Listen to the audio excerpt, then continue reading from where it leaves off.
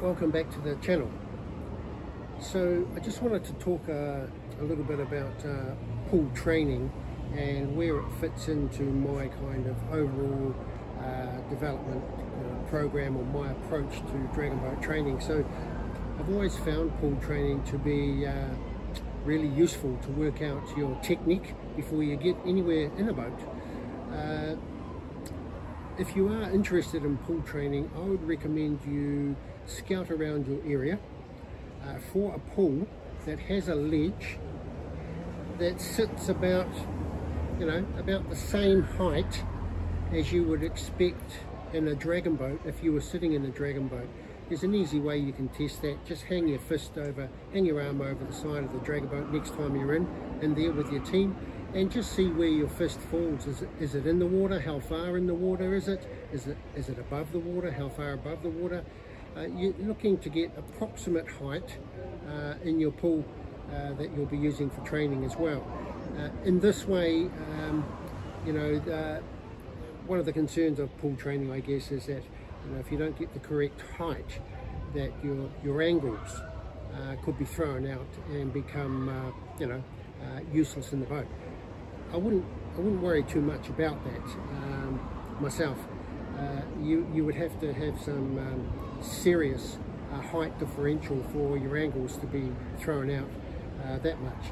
Just remember, we are adjusting for angles in the dragon boat all the time, depending on what the conditions are, the water conditions are, depending on how heavy the boat is at. You might be running a light crew, you might be missing some crew, so the boat will be sitting higher. You've got to adjust your angles. You might have a full crew, you might have a heavy crew. The boat's going to be closer to the water.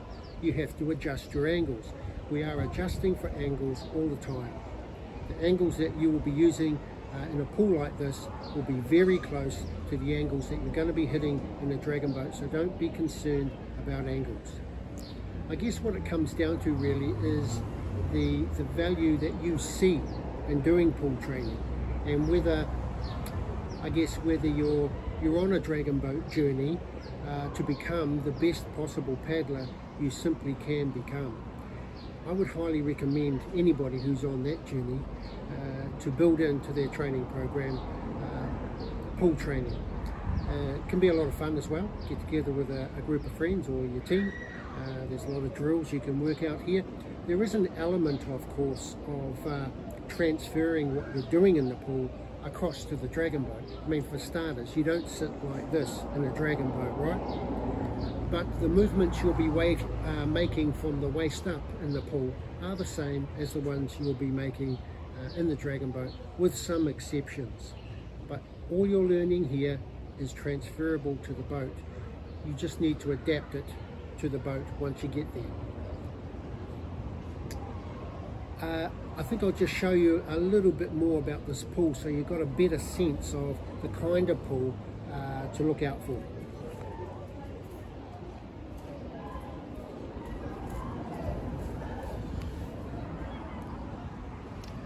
So as you can see, this is an outdoor pool, and it's got this ledge running around it.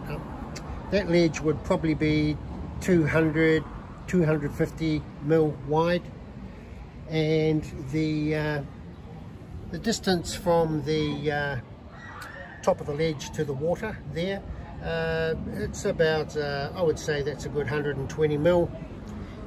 I have tested this, the distance to my fist in the water in the boat, and it's around about the same. It's not exactly the same, but it'll do. As you can see, it's got on the outside of the ledge, you've got this wall here, and you could easily fit a team of left side paddlers down this wall. You could have your right side paddlers over there facing the other way. So this pool was actually an ideal size. At a guess, I would say it's probably 15-20 meters long by 9 meters, 8 meters wide. So you're looking for something like this. I'm very lucky to have this pool not far from where I live. So there you go, a bit about pool training. Hope that was useful.